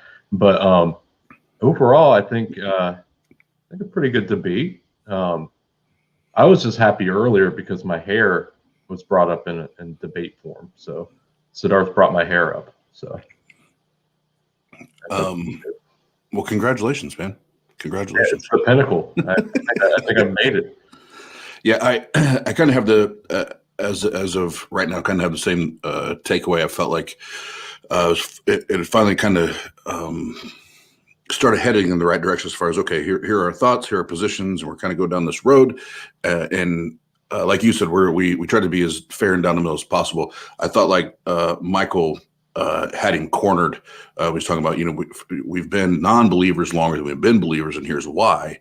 And I was like, oh, that might have been it. And then there was a small fraction of it that he conceded to, that it could be rational for that. And even in a debate form, that's when everybody, I don't care about the chat, but that's when it's like, oh, you can't. That's the topic of the debate, But here's the nice thing is we do this, and now this is I know we use the fight night concept, but this is where I'd compare it to.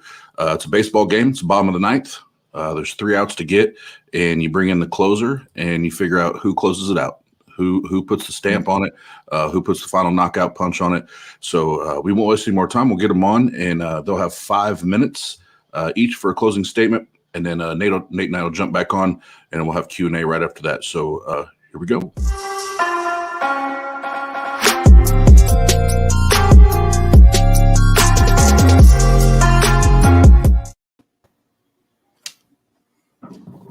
Okay, so for the closing, I would like to continue that analogy, and I'll give that again, that story which I was sharing, that if there was, suppose, a murder where person X was murdered by person Y, and there was a person who saw that murder, person A, and later forensic teams comes on the spot, and they do the analysis, and they figure out that X was murdered at 10:08 p.m., and then somehow other A walks up to the cops and say, hey, I saw the murder, and the murder must have happened at 10:08 p.m.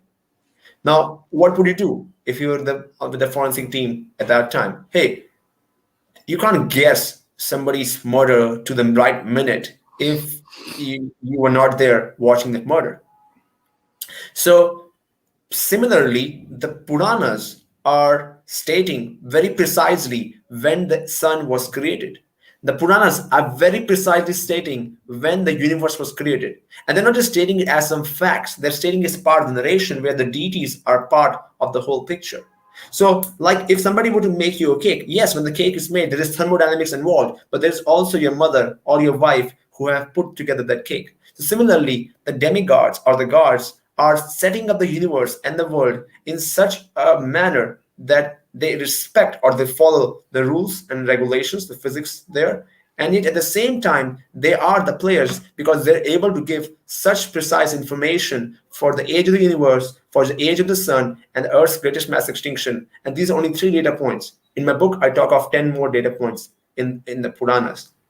And since they have such precise information, just like the forensic team expert, I would take the evidence, I would take the word of person A who said the Y killed X, and I would take the word of the Puranas that it is a deity who has created this universe. And I would take their word that yes, they exist and a supreme deity exists. So that's my case. Thank you. Michael, yours. Oh, okay. So for my closing, I am now wholly and solely convinced that you believe because of the predictions in the Puranas. Anyways, this is my first debate. I can only get better from here, but I think that I made a good. My foundation was that the vast majority or all of our beliefs in God or gods has an evolutionary foundation, right? And I argued for utility, maybe not that well. But the utility helped us get so far. And my argument is that I think that it's no longer necessary, right? It doesn't cover the bases that we need covered anymore. And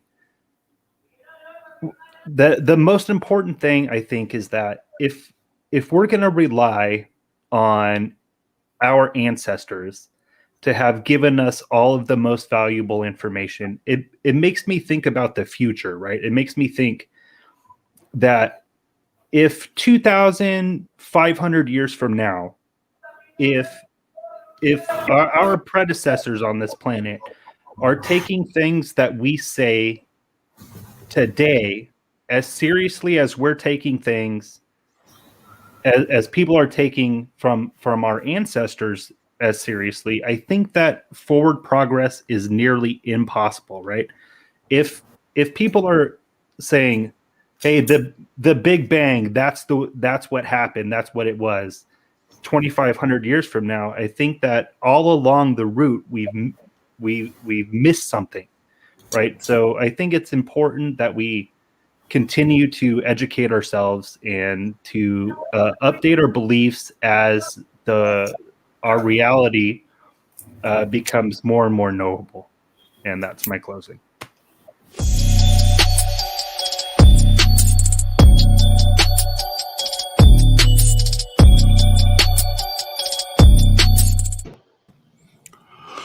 All right. Well, we won't spend a bunch of time here because we just spoke.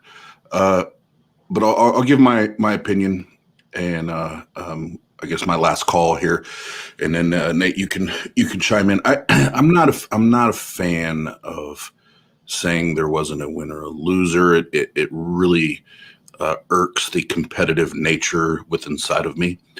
But on one like this, it is. I don't feel like the topic is theism rational. I don't feel like we ever got to that point. I feel like we were starting to, and then we got off track again. So I'm gonna say for TART Live debate night, this, as far as I'm concerned, is our first ever draw, and so maybe we can have these two gentlemen on again, and pick another topic. Maybe it's a little more specific, and then we have to drive home, something a little more specific. But yeah, and so Siddharth and Michael, thank you so much for coming on. And I did mean to mention that up top, but Michael's first debate live and doing it, that first of all, like I say, whether you're atheist or you're the theist, takes some kahunas to get on and debate and do it live and in front of strangers and peers. So congratulations on that. We'd love to have you back. You were great and respectful and all the things that we look for. But yeah, that's where I fall on this one. That we this is the first one I'm going to say that we should mark it down as a draw. I agree. When you go into a debate, you do have the topic, and the key of the debate is to focus around said topic. Like I had said earlier, I think both had many good points on both sides. I don't know that they actually met with the topic that was for the debate. Having the knowledge now that was Michael's first on-air live debate. I had spoken with Siddharth, and he had mentioned that he used to debate, and he's getting more into that realm now, especially online with the way that things are with the pandemic. Like you said, got to give it to Michael then, with this being his first debate, Siddharth being a experienced debater, kind of working through some of those arguments. And this is something that he can work off of, being his first debate, to continue to get better. And that's the other reason we like to do these things, to give the opportunity for folks to try their hand in these types of forums and try to work out different styles for debates. And but yeah, at the end of the day, don't know that we have a clear-cut winner or loser. More questions than answers, maybe, when it comes to where we're at when it comes to this specific topic. Yeah, the good news is we'll give the participation ribbon or trophy to Nate's hair tonight, so we can do that. So congratulations, Nate. Nate's gray hair. But yeah, if they're down for it, we can talk about it later. I'd love to have them come on and drill down to a more specific topic, because it was a good back and forth. I just don't feel like we hit home plate, so to speak. So yeah. It's also not a very easy topic. This is a more difficult topic with it being so broad, and so it's a lot easier when you have something very specific to either one thought process or belief to be able to attack or defend that one specific And so I'm pretty sure that's what I just fucking said, Nate. let's get to questions and answers, smartass.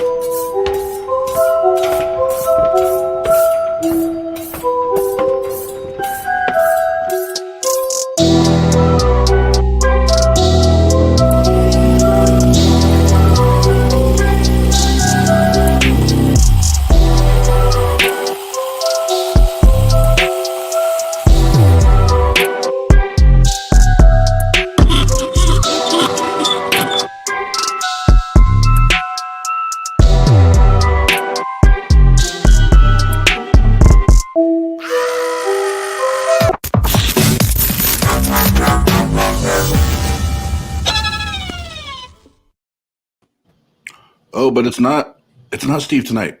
It's Nate D-O-double-G. Sorry to disappoint. The Chris Ullery voted most attractive man of TART. I apologize. He's not on tonight. And so Yeah, and for a couple of the God damn it, go away. Oh, I lost it. I had a comment on one of the comments. But we'll just get to the Q&As here. So I'll pull them up, and then Nate, the show is yours. all right. So Atheist Chico, question for Siddharth. If it can't be independently verified, is it rational to accept a claim? And if it's simply personal verification, then are you suggesting to take their word on gullibility? Siddharth, that's for you. Yeah. There are two types of verification. There's two types of verification. There's objective verification, which can be independently verified. The Puranas have extraordinary scientific information that can be independently verified, and that's why I published a paper on that. Now, regarding subjective verification, like I was asked Nate earlier, is your hair really white? Maybe he is using some kind of like a video filter, and maybe he has black hair, but he has been very smart with technology. But I trust Nate, so I take his word. Yes, he's saying his hair is white. I take it. So I trust the sages. I trust my spiritual teachers. They have much more spiritual experiences than me, and I have developed faith in them over many years. Like I'm sure Oz knows Nate for how many years? 6 months, a year. So similarly, I know my spiritual teachers for some time, and they say there is supreme deity. So I take their word. Actually, Siddharth, I've known Nate for about 20 years, and I still don't believe a fucking word which comes out of his mouth. So, Oh my God. I kid. Pretty sus. Yeah, I kid. pretty sus. Or, it's those kind of jokes that made his hair gray. Mm-hmm. Yeah, dealing with Oz for 20 years made my hair gray. It'll happen. All right, so I'm just trying to go through. We had see, that's the thing. Some of these questions, once you, I do have the one written down from Atheist Cats from earlier. Yes, that's that one. Super chat. Yeah, that's that one. He had asked for Siddharth. You made a lot of claims for things without evidence. Spirits, gods, multiple worlds, for example. Is it rational to believe without evidence? No, it is not rational to believe without evidence. That's why I presented evidence there for some of those cases. And, it's a debate, and the topic is theism rational? If the topic was, is many words rational, I would have spent time discussing that topic in detail. But I stuck to the topic, which is where I tried to stick, although all those things I didn't do it. We didn't stick to that topic, went all over the place, But I tried my best to stick to the topic, and which is theism rational, and I tried to present evidence for that. Maybe in future we can have a debate for, is belief in many worlds rational? And assertions are different than evidence. That's what I try to get at. These are all assertions, right? So that's sorry, it's your question. No, it's okay. And yeah, I was looking for our question better, but no, if you guys are out there, a couple of the questions are asked earlier, just because StreamYard and YouTube, after so many comments are made, they kind of get rid of them until the replay. So if you had questions that were up, go ahead and re-ask them. If you asked them early on, it's hard to keep track of them. But while we're waiting, let's see. Nope. So I will ask Siddharth. everything discussed tonight. And one thing I will say as the host, I appreciate both of your guys' preparation. That means a lot to me when we do these, because unfortunately we've had several people come on. They're like, "Oh, I'm supposed to have a 10-minute opening statement prepared." Well, yeah, we discussed this 2 weeks ago. So I appreciate you guys being prepared and ready to go. But Siddharth, through that conversation, what is it about all of the information that you shared tonight that makes theism, in your perspective, rational to all of us? The scientific data which is found in the Puranas, which cannot be accounted naturally. We don't know that. Yeah, can you say that again for me? The scientific data, the extraordinary scientific data which has been found in the ancient text, the Puranas, that cannot be accounted for through any natural method. If it can't be accounted for through a natural method, then how do we know that? Well, because the current known natural methods cannot account for it. And so that leaves an option, that leaves the only option, which is that it must be supernatural.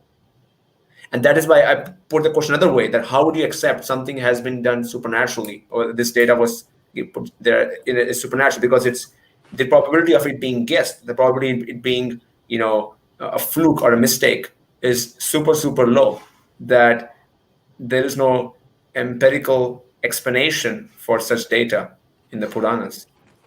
Okay, and then last question, because we did have a couple pop in there, just kind of as put a pin in that one. So you use the word supernatural to kind of tie those things together. What good reason do we have to believe that the supernatural is ever an explanation to anything in a natural world? You tell me. Well, you made the claim.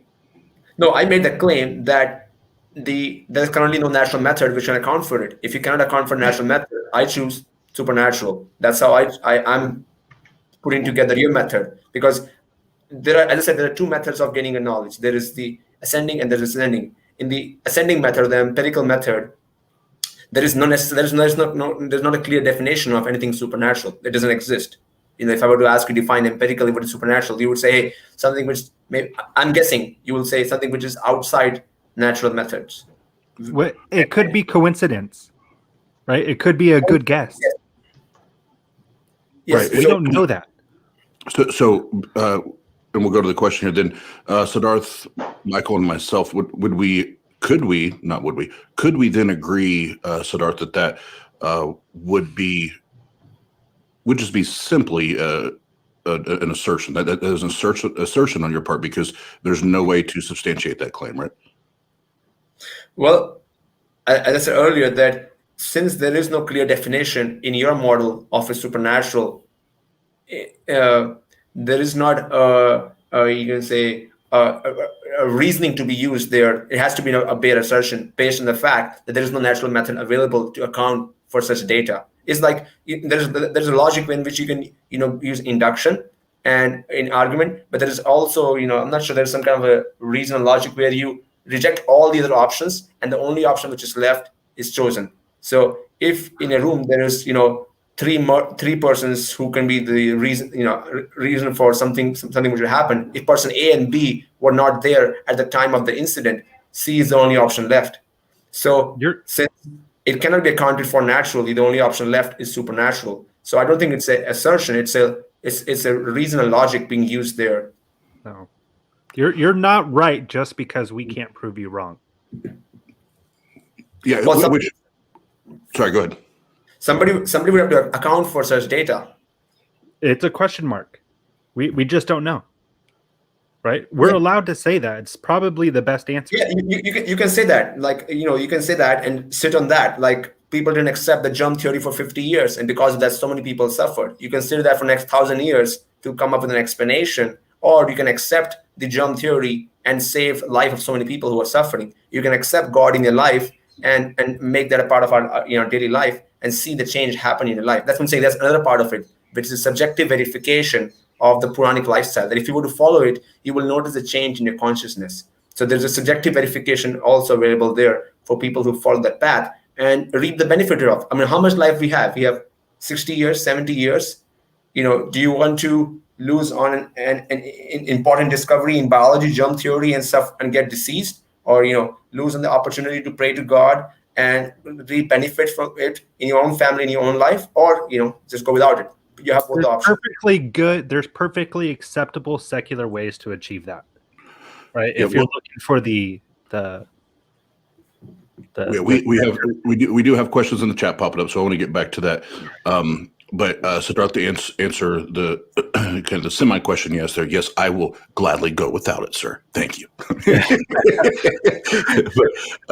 but actually, I think if we can get the two of you gentlemen back on, actually, I think a great topic would be that just kind of bled out of that is to do with getting down to is not just is it rational? We already talked about that, but then getting into why, what is it that makes how do I want to say the topic? It was on the tip of my tongue. I'll come back to it. I had a great topic point, and I'll come back to it as soon as my ADHD. Is theism useful? Is that the topic you're thinking? No, my ADHD brain lost it. If you, I'll think about it here in a minute. But we'll get to the questions. I'll think while you guys are talking. It'll come back to me, and I'll write it down this time. But here we go, Nate. So this is Atheist Chico. He's missing the I for some reason in the atheist there. Question for Michael: is anecdotal evidence sufficient for extraordinary claims? No. And why? Because a personal experience is not enough to substantiate a greater claim, right? It is, especially if we're talking about something that's supernatural, which is apparently a realm that we just simply cannot access. So personal anecdotes, anything like that, it doesn't add up to evidence ever. Well, in the same regard, I would think something along the lines of, if I said I own a Toyota, maybe you would believe that because of probability of me owning a Toyota. But if I said that I own a private jet, right, the claim, exactly. And you say, well, Oz says that Nate has a private jet. That doesn't substantiate the fact that I actually do or do not have a private jet. That's right. Here, I'm gonna pull this question back up. Did that say to Nate? No, it said to Michael. Okay, all right. Next question. Thanks, Oz. Aunt Jer at TART. Question for Siddharth: what dosha are you? Pitta, Vata, Kapha. I don't know if I pronounced those correctly. How come whenever I take the test, my results are basically that I'm all of them? I guess we can say it's off-topic question, or do we have to answer that one? Yeah, we can go. That's not exactly the topic. But if you want to go back in the chat, in the comment section later, Aunt Jer usually does have a reason for asking the questions. But okay. That sounds like it's going to be lengthy. But yeah, you guys could do that in the comments. That'd be great. Yeah. Another question for Michael: what would Sid have to show for his correlation to causation of the extraordinary claims? What would Sid have to show for his correlation to causation of extraordinary claims? Extraordinary evidence, right? It has to be evidence that matches the claim, right? That's essentially kind of like the last question that was asked, right? If I say I have a dog, you could believe me that I have a dog. But if I say I have a dragon, right, you're going to want a lot more evidence for that. And hopefully it's empirical.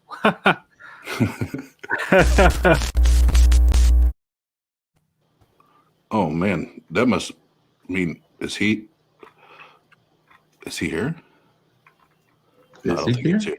Never mind. He's not here. He's not here. No, I had one from, here we go. From the Jumpster. Ooh. Question for both. Can you steel man each other's position? Siddharth's argument is the people who wrote the Puranas couldn't have known. Yeah, I think so. So Darth is saying that the information in the Puranic text is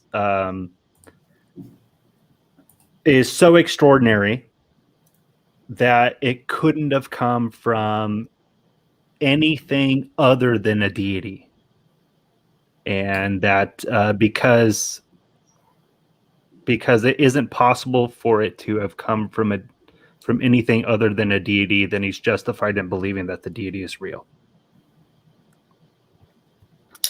And Michael's position is that there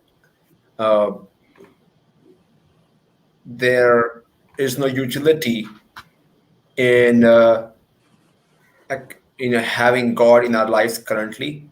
All the traits or all the benefits which are given in the text from worshiping God can be accounted through evolutionary mechanisms. It's a transitory belief, and as we have evolved from being an ape, we should evolve from being a theist. Is that correct, Michael? Yeah, it's not too bad. Yeah. All right, I think this may be the last one right here. And Atheist Cats, question for everyone, it looks like. You claim it cannot be natural. How do you remove aliens? Claim it cannot be natural. That's that probably was- for you, Siddharth. I don't Yeah, know. that was Could be aimed at aliens. Siddharth. Yeah, that Okay. was aimed at Siddharth. Yeah. So in my model, I wouldn't call aliens as like when you say natural, where does the boundary of natural ends? For somebody who believes only humans exist, they may say aliens are supernatural. But for my model, yeah, aliens exist and they're part of this natural world. So yes, I'm not removing aliens out. In fact, I'm saying that the gods are the aliens. They are just very powerful aliens who are managing our world. So I do not take aliens out of the picture. They're a part of the model. So that's very confusing. Okay. Well, okay, I can repeat myself. That how do you define something which is as natural or supernatural? There's not a clear definition out there. If somebody were to say that human beings are the only natural phenomena, anything outside of anything except from humans is supernatural, from that perspective, aliens are supernatural, and if the aliens were to do something, that would be considered a supernatural act. But if somebody were to say, hey, I accept aliens as natural as human beings, so for them, anything done by aliens is natural. So depending on what perspective you come with or what definition you take for natural, aliens become natural or supernatural. I'm not sure what your perspective is. I think it's an individual thing. There's not a common agreed definition on whether aliens are considered natural or supernatural. Now, if you were to ask me, do aliens exist? Yeah, I mean, I would say so. That these gods are the aliens who have, provided this information. All right, give me 1 second. I'm searching. That sounds like a cartoon. Looks like there's a here super we go. chat from Cats as Yep. well. I'm gonna go to that next. So we're gonna go back to this one, Nate. I want to make sure Andrew respectfully corrected me and said she definitely wanted. There was a reason she asked. She did want to know more about that. So I want to make sure we address that. Okay, should I answer that? Yeah, go ahead. Because I was off. I was definitely off earlier in my assumption on the question. So go ahead. Okay, so she asked, what dosha are me? What dosha am I?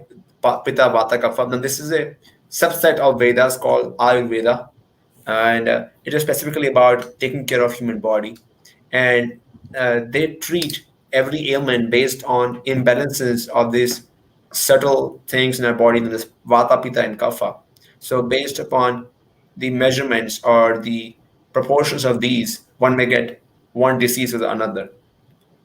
Now, I personally haven't consulted a person who studies this field of science or given in the Vedas, Ayurveda. So I don't know what dosha or how much vata, pitta, kapha I have specifically.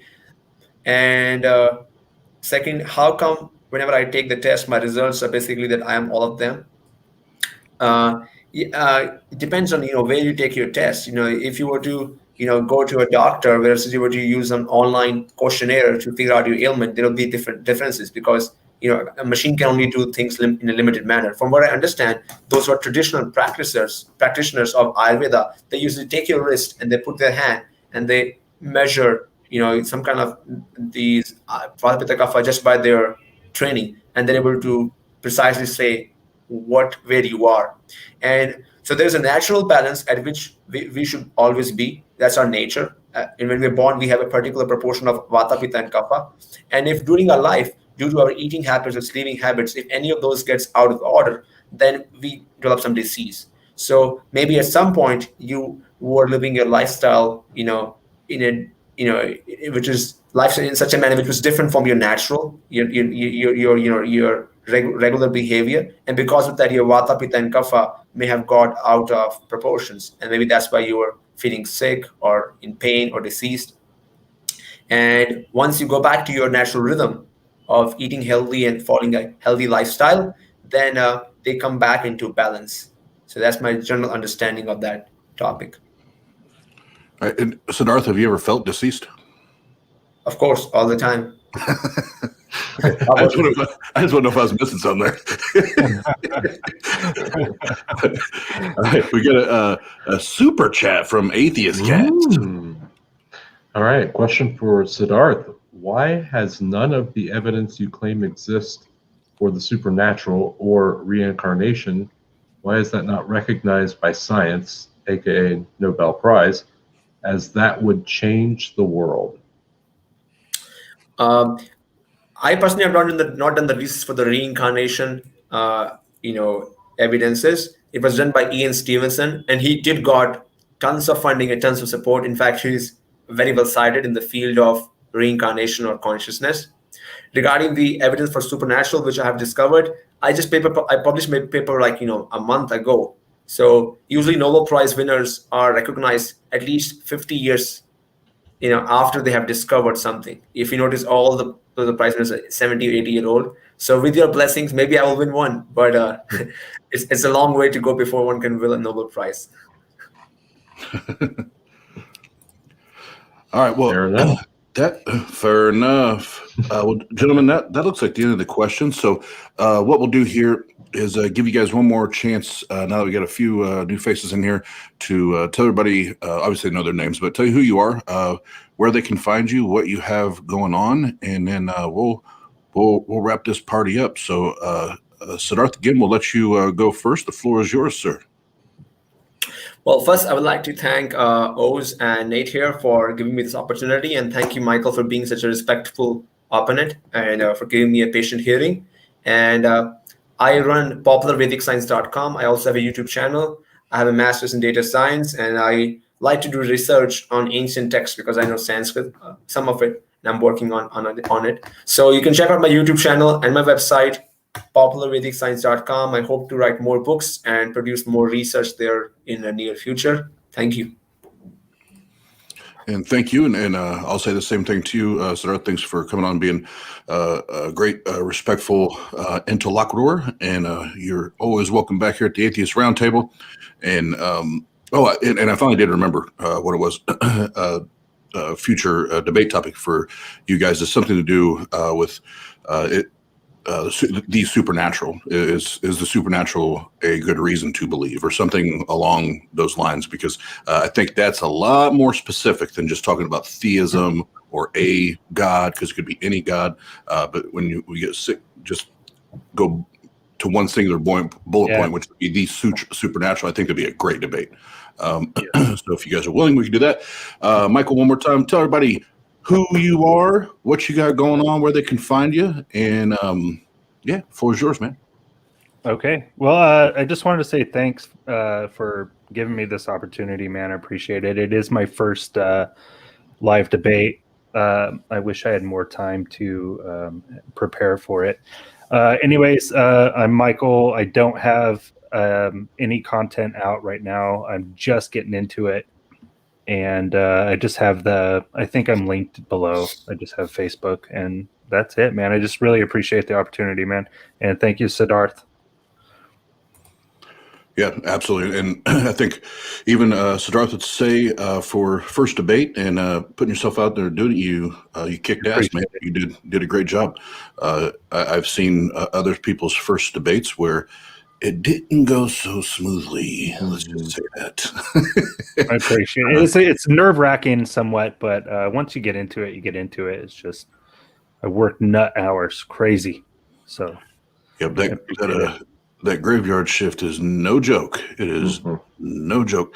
But thank you guys. Well, before we close out, Nate, D-O-double-G, anything you'd like to say before we go, man? No, I think both were actually extremely respectful. I've seen debates go completely sideways and seen yelling and actual argumentative behavior instead of working on the debate. Again, Michael, I think fantastic first job. With the nerves, with everything coming on live for your first debate. Siddharth, also a very good job with preparation. And I hope we see these two on again. Maybe, like you said, a different topic. I think it could be very entertaining. Oh, yeah. That'd be great. Ignore Macho Man Randy Savage. I told him to shut up until we were done. But one more reminder, guys. I think we have one official slot left, but I already know a few people told me they're going to sign up that haven't already. So I'm probably going to end up adding a few brackets. But March 20th, the first ever Ultimate Debate Championship tournament. It's going to be fucking awesome. So you definitely will be a part of that if you enjoy debating.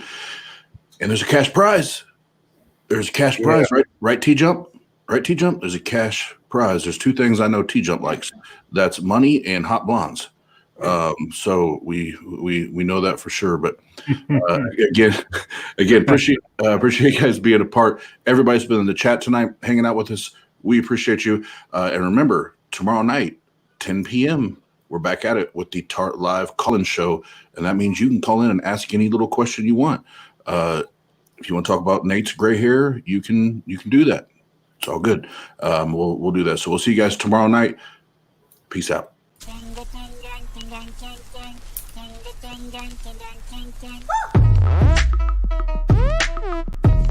Woo!